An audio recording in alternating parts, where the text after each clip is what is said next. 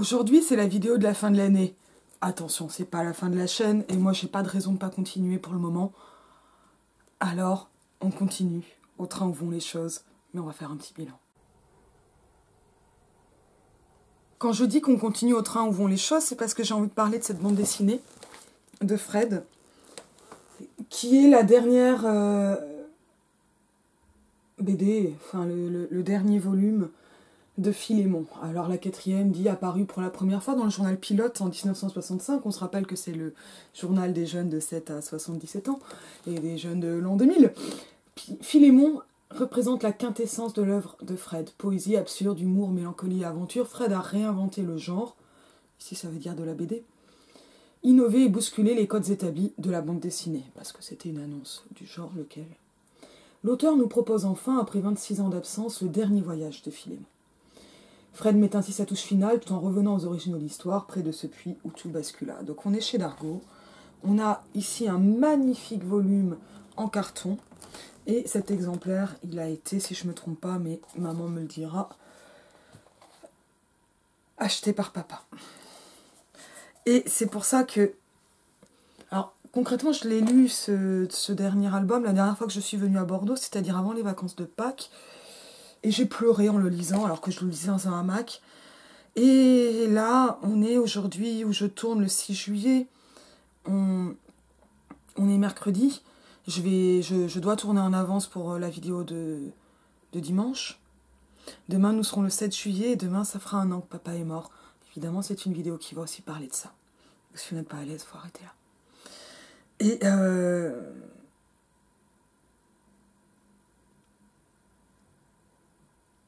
Et en fait, rien que d'y penser, c'est déjà une émotion énorme parce que, on le sait, moi j'ai vraiment grandi dans un univers de bande dessinée et de beaucoup de bandes dessinées. Ça, on le sait notamment parce qu'il y a 2 vidéos avec mon père parlant de BD et de ce qu'est la Chine, le fait de faire les vides-greniers en gros, et d'être un collectionneur. Et on voit d'ailleurs les albums derrière. On voit ces albums, on voit ces bandes dessinées. On n'en avait pas autant quand j'étais petite parce que c'est une vie de collection et d'accumulation dont on peut voir un petit morceau dans cette vidéo. Mais je fais partie de ces gens qui ne sont pas si nombreux ou nombreuses à avoir grandi en apprenant à lire avec PEF, avec beaucoup de littérature jeunesse, mais aussi avec Astérix, par exemple, ou Tintin. J'ai peu lu Tintin, cela dit. J'ai plus les dessins animés de Tintin, les très très bons dessins animés qui passaient sur la 3. Et donc, que je peux me repasser de temps en temps, parce que leur musique me détend. Tellement c'est un son de l'enfance, comme La Balade des Dalton, que j'avais déjà évoqué. Mais la bande dessinée, c'est l'univers de mon enfance. Et là, je donnerai plus de détails là-dessus, parce que là, c'est pas une vidéo sur l'ouverture, c'est une vidéo sur un bilan, et que je vais relier à la bande dessinée de Fred elle-même. Mais je vais passer pas mal de temps en Belgique, et j'en suis d'autant plus heureuse que ma famille a toujours eu un lien affectif, plus que réel, avec la Belgique, et avec la bande dessinée qu'on appelle franco-belge, quoi. En gros, une bande dessinée assez classique. Je m'y connais pas trop dans ce qui sort actuellement, j'essaie de suivre un peu. J'ai déjà parlé de BD un peu récentes, moi ce que j'aime c'est les monstres, ce genre de choses. Mais pour moi, la bande dessinée est de la littérature absolument de plein pied, avec un lien affectif particulièrement fort. Et non discutable, c'est-à-dire, je trouve juste idiot les discours qui vont nier à la bande dessinée un statut littéraire. En revanche, je trouve que quand il s'agit d'analyser la bande dessinée, en fait, c'est plus dur que d'analyser de la littérature. Plus exigeante, déjà parce qu'on a moins l'habitude, et moins d'outils. Alors, il existe ces outils, mais on les connaît moins, d'analyse de la bande dessinée, de l'art séquentiel, d'un art sériel. Mais voilà, moi, j'ai pas énormément de bandes dessinées à moi ou chez moi. Bon, à moi, ça va changer parce que papa est mort. Mais en revanche, je ne peux pas envisager ma vie, je ne vais même pas dire sans lire de bande dessinée, parce que c'est même pas tellement la lecture, mais sans être entourée d'au moins un peu de bande dessinée, sans avoir de bande dessinée chez moi. C'est vraiment un lien affectif qui est extrêmement fort. Dans ce monde d'amour qu'est la bande dessinée, et je ne vais pas vous dire que tout est amour en bande dessinée, ça par contre c'est pas vrai, comme en littérature, la littérature en elle-même n'est pas amour. ni seulement de l'enfance. J'avais pu parler avec mon père de ce moment, pour lui l'année 74, où la bande dessinée est réellement devenue adulte, c'est-à-dire a commencé à vraiment s'adresser à des adultes, bon, qui ont d'abord été des ados attardés, hein, Laura Lovely, je sais plus si c'est 74, ça se peut être un peu après, mais c'est quand même des trucs d'ados attardés plus que d'adultes, et ça pose énormément de questions, et ça on n'en parle pas tellement avec mon père, mais sur, je sais pas, le sexisme d'Harakiri par exemple, qui est bon, absolument puant bien souvent. C'est-à-dire pourquoi la libération ou le passage à l'âge adulte se fait en baisant des meufs, quoi. Elles sont pas libérées, elles, ou elles vont être libérées que dans ce qui va permettre une libération masculine, pour le dire super crûment avec des normes raccourcies, parce qu'évidemment dans le détail c'est plus compliqué, mais enfin c'est quand même bien ça, hein, Harakiri également. Et je dis ça, BD franco-belge, mais aussi Reiser, aussi Harakiri, et toute cette clique. Bon, nous on est quand même beaucoup plus Reiser que Volinsky, hein, clairement, même si ça nous a fait de la peine, vraiment, vraiment beaucoup de peine, 2015. Donc ça, c'est un peu l'entourage. Et dans ce monde de la bande dessinée qui est devenu adulte, bah il y a eu Fred aussi. Fred que j'ai jamais rencontré, que j'ai jamais vu. Peut-être que maman a une dédicace quelque part, elle me le dira en voyant la vidéo. Bisous maman, je t'aime. Mais il y a... Fred, c'est vraiment pas une BD, en tout cas pour Philémon. Je sais pas tellement ce qu'il a fait d'autre que Philémon d'ailleurs. Faudrait peut-être que j'explore un peu ça aussi. Mais Philémon, c'est une BD qui fait partie de ce moment de transformation dans un âge d'or de la BD, on va dire franco-belge, française, francophone, mais qui se noue aussi de part et d'autre de l'Atlantique et même du Pacifique si on prend en compte le Japon, et puis je connais pas le reste. Avec, dans son cas, quelque chose d'extrêmement doux et poétique, c'est l'arrivée de Philémon. Philémon, c'est un peu Gaston Lagaffe. Je vous le montre ici. Physiquement, déjà, c'est vraiment un peu Gaston Lagaffe. On reconnaît, hein, le pantalon, bon, on n'a pas les espadrilles, la coupe, l'air d'éternel ado. Finalement, lui, il est pas vert, il a rayures bleues et blanches, avec une marinière et pas un gros pull. C'est très proche. Ça reste très proche. Et Philémon, c'est pas un héros sans emploi comme le héros de Franquin, que j'aime d'amour. Gaston Lagaffe, comme les idées noires. Il faut peut-être un peu que je parle aussi de ce qu'est réellement Gaston Lagaffe. Bon, il y a eu un bouquin sur le travail chez Gaston, des choses comme ça, qui a été publié par des philosophes. Ça doit être très bien, j'ai pas acheté ça, c'était vraiment cher. Peut-être qu'il y a bien des moments où j'arrive à penser par moi-même aussi. Et pas envie de penser avec d'autres quand c'est aussi les héros, justement les personnages de mon enfance. Gaston Lagaffe, c'est vraiment un anti-héros, déjà parce que il n'est pas dans la case, il n'entre pas dans les cases déjà symboliquement dans le journal de Spirou. Donc là, on est vraiment en BD belge. Et du côté français, Philémon, c'est quelqu'un qui reste dans les cases de ses BD, mais dont les cases elles-mêmes se transforment. Là, on a quelque chose de l'ordre de la réécriture ou de l'inspiration, je ne sais pas à quel point, je ne connais pas les sources de Fred, mais qui peut vraiment nous rappeler Little Nemo. Mais ça va arriver encore sur autre chose, parce que j'aurais dû prendre les premiers exemplaires. Hein. Ça, c'est vraiment une chose que j'ai lu en étant préado et ado. Philémon, donc pas dans la pure enfance, mais dans quelque chose qui... en fait, qui devait être à peu près à l'âge où mon père a lui-même découvert Philémon, parce que je sais pas s'il était abonné ou comment il lisait Pilote, mais c'est de toute façon l'âge où il lisait des BD dans les supermarchés. Et bon, en même temps, Pilote, c'était beaucoup de choses différentes. Hein. Il a aussi eu une reconstruction. Je vais boire beaucoup d'eau parce que j'en bois pas beaucoup ces temps-ci. Je suis désaltérée. Il fait chaud. Et donc, il a voilà, Philémon, avec ce prénom splendide de Philémon. Il n'y a pas de bossis avec Philémon. Oui, quand je parle à proximité de ma gourde, j'ai l'écho de la gourde, ce qui me parle à moi-même.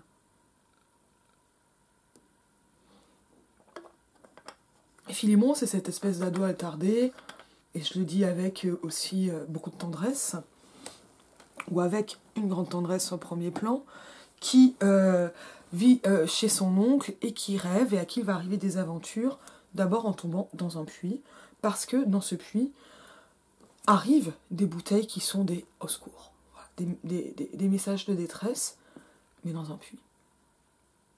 Et donc il va aller voir comment, enfin, s'il arrivait, d'où peuvent venir ces bouteilles, et à partir de là, il atterrit dans un nouveau monde, qui est un monde qui n'est pas le monde du rêve, qui n'est pas exactement un monde parallèle. C'est pas exactement de la science-fiction à ce niveau-là. Bon, c'est pour ça qu'on emploie souvent les mots d'onirique. Mais voilà, par exemple, on n'est pas dans le surréalisme avec, en tout cas si je m'appuie sur l'analyse des beaux effets du surréel chez Desnos de Michel Murat, c'est un article en 3 parties extraordinaire. On n'a pas les effets de collage, par exemple, dans Philémon, mais quelque chose que l'on trouvera peut-être plus chez Boris Vian dans L'écume des jours, c'est-à-dire des jeux sur les sens figurés et littéraux. C'est-à-dire que Philémon, il atterrit sur la lettre A de l'océan Atlantique. Vous voyez sur les cartes, océan Atlantique. Et bien, il est dans un monde où les lettres représentées dans la carte sont en fait des îles. Et à partir de là, il peut bien y avoir 2 ombres, puisqu'il va y avoir 2 soleils, etc., etc. Donc c'est en ça où le figuré, c'est un monde où le figuré a une existence littérale, et avec bien d'autres inventions, qui ne sont pas que des expressions type, voilà, que nos Asie dans le métro, ce genre de choses. Alors encore, Asie dans le métro, ça reste un monde réaliste. C'est la langue qui porte le monde. Mais c'est pour ça que peut-être le rapprochement avec L'écume des jours me paraît assez juste pour essayer de comprendre ce qu'est Philémon. Et il va lui arriver bien des aventures, il va régulièrement revenir. Et pendant donc 26 ans, Fred n'a pas donné suite à Philémon pour plein de raisons, que je ne connais pas d'ailleurs explicitement, mais la fin de Pilote, la fin d'un monde, d'autres choses, jusqu'à cet ultime ouvrage magnifique, Le train où vont les choses. Et le train où vont les choses, c'est le train de la couverture. Et bien sûr que ça a été pour moi un peu avant Pâques, c'est-à-dire avant une époque de résurrection, mais la résurrection elle commence à arriver maintenant. Moi je suis plus lente que le Christ quand il s'agit de ressusciter. Enfin je pensais qu'elle arrivait déjà là, mais peut-être qu'il y a un train où vont les choses, mais il y a bien eu des tunnels cette année. Hein. Et des tunnels très très durs.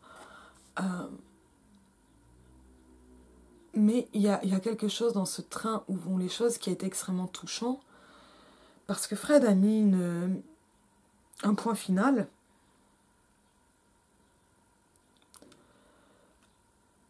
à une série extrêmement forte, un point final extrêmement poétique, après cette absence qui peut nous rappeler Twin Peaks d'ailleurs, hein, et la saison 3 Twin Peaks de David Lynch, en prenant en compte justement le temps passé, et pour tirer comme une ultime révérence, et Fred est mort depuis. Et moi évidemment qu'en lisant l'album, donc je suis sûre à 95% qu'il a été acheté par papa, mais il y a toujours un peu un doute, j'ai vraiment eu l'impression de papa qui me laisse un cadeau pour réussir à boucler le point du train où vont les choses. Et à ce niveau-là, c'est une BD qui, au-delà de mon propre deuil, est aussi magnifique parce que c'est vraiment quelque chose de toujours aussi splendide dans le dessin, avec du Franquin encore plus poétique. Et disant cela, je crois que, en tout cas, tous mes proches savent à quel point j'aime Franquin. Mais il y a quelque chose, alors peut-être d'un peu plus doux. C'est un peu moins pointilliste et détaillé, hein, comme trait. Je me souviens plus où j'avais lu, ou c'est peut-être papa qui me l'avait dit, que le vrai successeur de Franquin au niveau des dessins, et peut-être même sur pas mal d'autres choses, c'est, j'ai oublié le nom du dessinateur, mais c'est finalement Joe Bartim. Et c'est que Joe Bartim, c'est très Franquin. C'est des BD de moto, hein, mais il y a quelque chose de très Gaston Lagaffe, très Franquin. Et ça commence par une pollution qui est incroyable, et là aussi, on se rappelle que Fred fait partie de ces rêveurs écologistes des années 70, donc cette pollution, elle nous dit quelque chose de notre monde réel, et cette pollution, c'est celle du moment où le train où vont les choses, finalement, tombe en panne, pollue, un peu comme un genre de monoxyde de carbone, sauf que le monoxyde de carbone est inodore, fait que Philémon croise monsieur Barthélemy, je reparcours les premières pages, et il découvre le conducteur du train où vont les choses, lui-même asphyxié par ce train en panne, et par cette fumée imaginaire que projette le train où vont les choses. Voilà, je lis quelques cases, mais enfin, monsieur, attendez, expliquez-vous, loco-apathe, c'est quoi? Vous prononcez mal, monsieur. On ne dit pas loco-apathe, mais loco-apathe. Sachez-le, car elle est susceptible, très, toujours à quelque chose d'un peu potache, mais pas lourdement potache, on n'est pas chez Jarry, encore je connais mal Jarry. Elle est embourbée, il faudrait des cordes et des perches, ça m'a rappelé aussi le mari de la mélancolie de l'histoire sans fin, mais là c'est parce que, bon voilà, je retourne mon enfance, donc j'ai aussi les films de mon enfance qui sont remontés. Mettez-vous un mouchoir sur le nez, la fumée imaginaire peut être dangereuse quand on n'est pas habitué, et il s'approche de cette fameuse loco à pattes, loco imaginaire. Qu'est-ce qui se passe ensuite? On voit la loco, et avec un premier décadrage ou désencasage, ici, hop là, attention la lumière, sur les ongles emportés, parce que moi je ne tourne pas en lumière naturelle, mais elle reste moche ma lumière. Et on va voir la loco à pattes parce que c'est une loco imaginaire, donc elle n'est pas sur des rails, elle va galoper tout en étant une loco. Et cette loco, la loco à pattes, on va apprendre progressivement que si elle fume, c'est qu'il lui reste encore un peu d'imagination et qu'il lui faut cette imagination, qu'elle va se nourrir d'imagination pour avancer. Alors Philémon va chercher des choses auprès de son père, pas de son oncle, qui ne comprend rien, et chercher à désembourber cette loco, suivie là par son père. Bien sûr que voilà pourquoi j'ai oublié que c'était son père et pas son oncle et que j'ai transféré.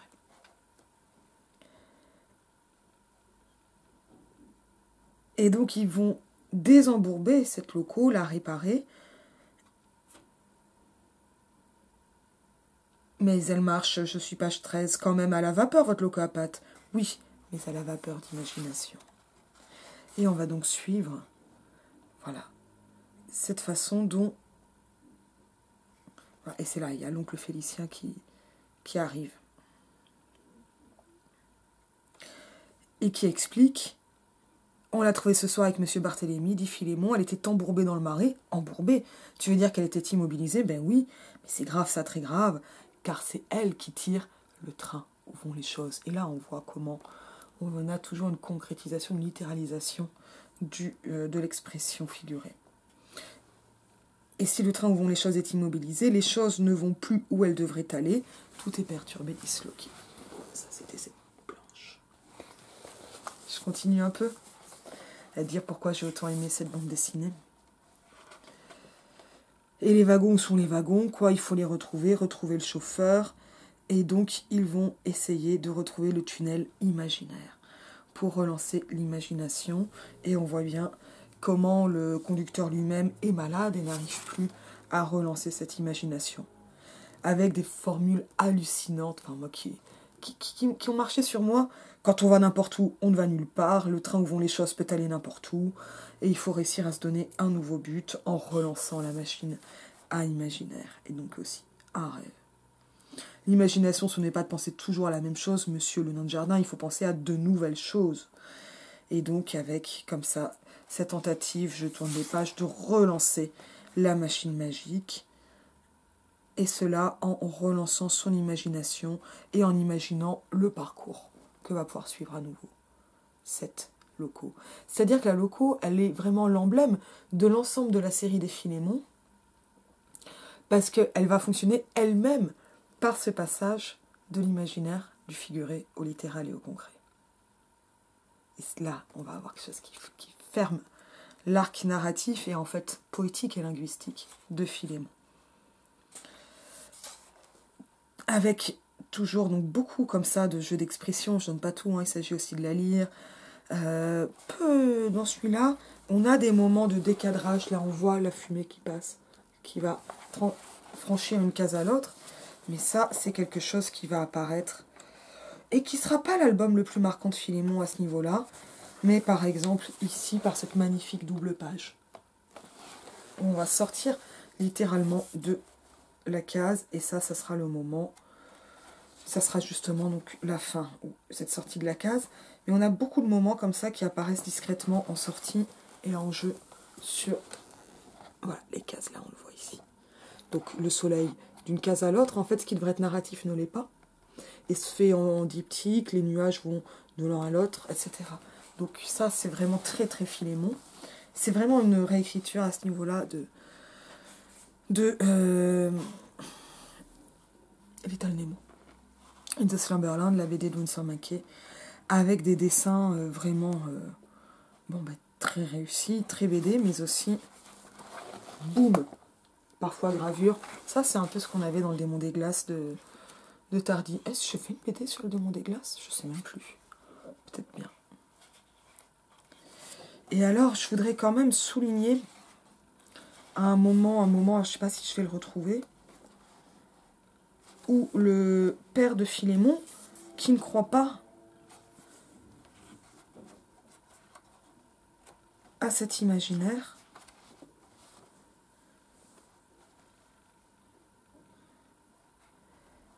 va quand même être rattrapé par lui.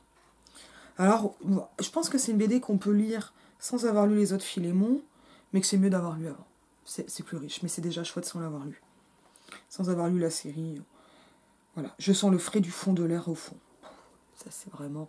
Le fond de l'air est frais, ça, c'est un leitmotiv chez Philémon, pour un peu se moquer de ces espèces de small talk, de ce qu'on appelle la fonction fatigue du langage, mais qui va devenir un leitmotiv et aussi gagner une autre importance. C'est pas parce que c'est de la BD que c'est pas beau, ou que c'est pas important, ou que c'est pas poétique, ou qu'il n'y a pas des choses à en dire. Alors, est-ce que je vais le retrouver, ce moment que... Ouais. C'est assez au début, c'est page 10-11. C'est pas une BD très longue, hein. On est sur un format standard, même un peu moins que le standard. C'est peut-être un 48 pages, parce que les dernières sont pas numérotées. On est à moins de 40 pages. C'est une BD assez courte. Mais il y a un moment où, voilà, donc quand Philémon va pour désembourber cette loco, lui-même est attrapé par l'odeur de l'imaginaire. Comme il y a des odeurs de synthé, cette fumée de l'imaginaire. Et comprend pas. Et il est interpellé par une voix. Page 10. Alors Hector, on braconne ce soir? Tiens, c'est toi, Jojo? Je te croyais mort. Je le suis, Hector. Mais je sors de temps en temps pour mettre un ou deux procès-verbaux. Même mort, il faut bien garder la forme, que diable. T'as raison, que Dieu. Et il s'éloigne de plus en plus. Et on voit des petits hérissons au premier plan. Ça c'est que tu rentres. Pas la peine de te hérisser, chérie. J'ai encore rencontré cet abruti d'âne. Il m'a retardé. Et toujours avec cette blague-là sur les petits hérissons. Ça, c'est aussi comme dans Gottlieb, hein, les blagues avec la coccinelle, les multiples plans, de dénonciation, mais aussi au niveau de la case. Hein, on va toujours démultiplier et approfondir. Même en fantôme de garde champêtre, ça fait plaisir de te revoir, Jojo. J'ignorais que tu croyais aux fantômes, Hector. J'ai toujours pensé que tu étais un indécrottable incrédule. C'est vrai, Jojo, mais pas pour le fantôme d'un ami d'enfance. Là, j'y crois. Et là, il se raconte des souvenirs d'enfance. T'as un peu de temps pour boire un canon à la maison, Jojo? Un fantôme a toute éternité devant lui, Hector. Seulement, si je bois et que je me fasse prendre par un ange ou un démon répressif et que je souffle dans une bulle, j'aurai plus jamais l'autorisation de sortir, même de temps en temps. Alors je bois pas, Jojo. Je préfère te revoir encore, même de temps en temps. Et ça, c'est vraiment quelque chose qui est très proche de cette vieille blague qui est...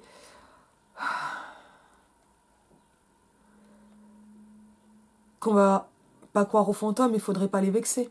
Ou comme quand on dit, et ça c'est du Martin Véron, et c'est une réplique que mon père adorait et que j'ai gardée,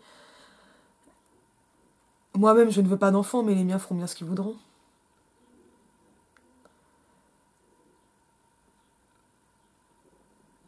Et on a là, dans... C'est vrai, Jojo, mais pas pour le fantôme d'un ami d'enfance, là j'y crois. Quelque chose qui rappelle que l'imaginaire, ou que la convoquer une pensée, ou de restituer un souvenir, lui donne aussi une existence qui est complètement pleine. Et ça, c'est vraiment quelque chose que m'a appris le deuil cette année et que je n'ai pas fini d'apprendre et que je n'ai pas fini de traverser parce que je sais que je boucle un premier et important tunnel au bout d'une année de mort de papa. Ça fait 1 an que papa meurt tous les jours un peu plus. Et ça fait aussi 1 an que, là maintenant, depuis quelques semaines, peut-être moi maintenant, mais c'était pas le cas au début. J'ai des moments, souvent avant que je m'endorme ou d'autres moments, où je vois papa qui rigole dans la cuisine, ou ou je l'entends qui téléphone, même pas moi, ou des choses comme ça, sans avoir pour autant le réflexe de l'appeler. Mais il est certain que le deuil a donné une autre épaisseur au langage et une autre ontologie au souvenir, comme à l'imagination. Parce que quand il reste que les souvenirs, ils sont bien les souvenirs ou la pensée de quelqu'un qu'on peut même ne pas avoir connu, mais qui compte. Et ça, ce sont aussi d'autres deuils que je traverse cette année. Quelque chose de l'ordre d'une... non pas d'une existence pleine et concrète, parce que je sais bien que je ne prendrai plus jamais mon père dans mes bras. Et ça, je peux m'imaginer les câlins de mon père ou des choses que mon père aurait dites ou me remémorer, c'est-à-dire littéralement convoquer des paroles passées de mon père ou sa voix et parfois même son odeur de quand il dormait à côté de moi, sur toute cette année où il a été malade. Et parfois, il a aussi fait des siestes sans être malade. Bien sûr. Mais je sais bien qu'il sera plus jamais vivant. Mais il y a quelque chose dans la force du souvenir et dans la beauté du cycle bouclé ou de la boucle bouclée qui se dit profondément dans... Peut-être que c'est des choses dont j'ai déjà parlé en parlant de Lynch et des métaphores ou d'autres choses. Et c'était d'ailleurs une vidéo qui était déjà pour un autre deuil. Mais d'une existence qui est là et qui n'est pas là. Et qui est à la fois profondément fantomatique et en même temps absolument présente. Et je vous dis à